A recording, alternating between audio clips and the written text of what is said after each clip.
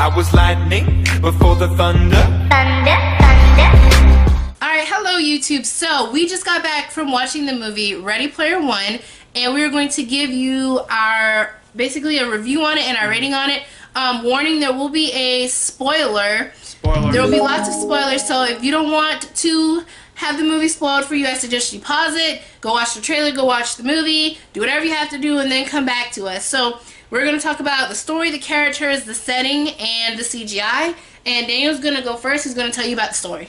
Gotcha. So, the story is basically about this guy named Mr. Holiday. He basically made a game called Oasis. It's kind of like a VR headset, takes you into this world. When he died, he left behind an Easter egg in his game that you had to find these 3 keys, unlock these doors, get your Easter egg, and you basically own the company. So the main character, Wayne, that's his goal basically, is to find this Easter egg, get the company, and get money because he's really poor. So yeah. Alright, and so tying into that, our main character is of course Wayne. Wayne is a teenage boy, and he lives kind of in a rough future, and he really just wants to make money to live a better life. Another main character is Mr. Holiday himself, the man who created the game. Even though he did pass away, he's a really big character in the story. He's in there quite frequently. And then there's also a love interest for Wayne. Her name, this is a big spoiler, is oh my gosh, what is her name? In the game? Oh, her name in the game is...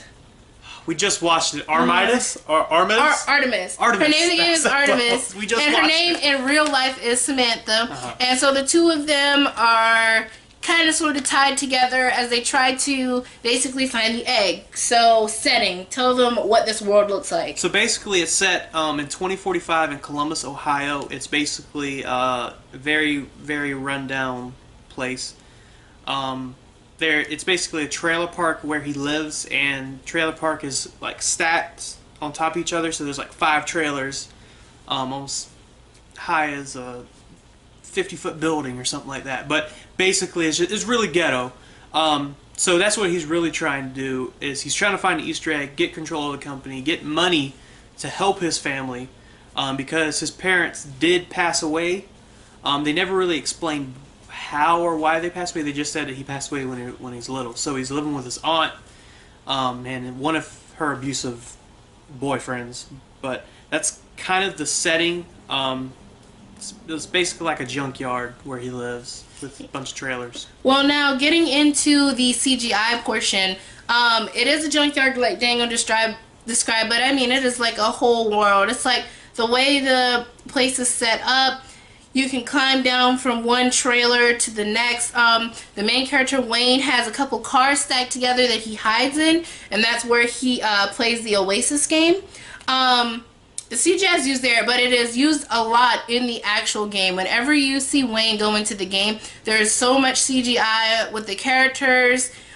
Everything looks absolutely amazing. It looks like you're actually in a video game. They did very, very well. Big spoiler, I felt like they did the best at the very end with the end fight, where they had Mecha Godzilla, the Iron Giant, the guy from Gundam, Chucky. They had Chucky. Listen, the end battle was super epic. The Halo. CGI was great. The Halo team was in there. I saw Battletoads running with like this army of just people, because basically they're trying to find this last key. This company called IOI, I believe it was called. Yeah, it was called IOI. It was called IOI, and this guy's trying to take control of the company so he can basically charge everybody money to play it so he can just get richer. Yes. So everybody turned against him, and then he turned into Mechagodzilla, and he was fighting the Iron Giant, Chucky. Wayne was driving with a DeLorean. A lot of references. It had a lot of references, King a lot Kong, of good parts. Steven Spielberg's Jurassic Park, they had a T-Rex. They even had, what is it, the scary movie?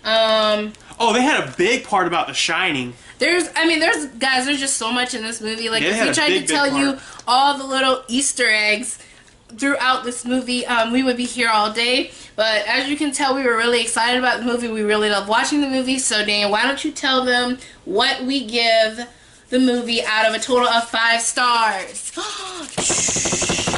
4.5 out of 5 stars. Alright guys, Daniel thinks it is a 4.5 out of 5 stars. It's really, really good. It's really, really good. It's probably up there with like our top like 20 favorite movies. Yeah. It's climbing its way. Yeah, because my favorite movies of all time are Jurassic Park. Every one of them, which is... And it had dinosaurs in it. Made by nice. Steven Spielberg, and Steven Spielberg actually directed this movie, and it's made by Amblin Entertainment, which Steven owns. I was very, very impressed by this movie. Yeah. I really enjoyed this movie. We think you guys will enjoy it too. We highly recommend going and checking out Ready Player One. If you guys want to give it a greater rating, or if you think it deserved a lower rating, go ahead and comment that below. Make sure to like and subscribe. Let us know, guys, what you want to see us do. We'll definitely be putting out more movie reviews. And until then, we will see you guys later. I was lightning before the thunder.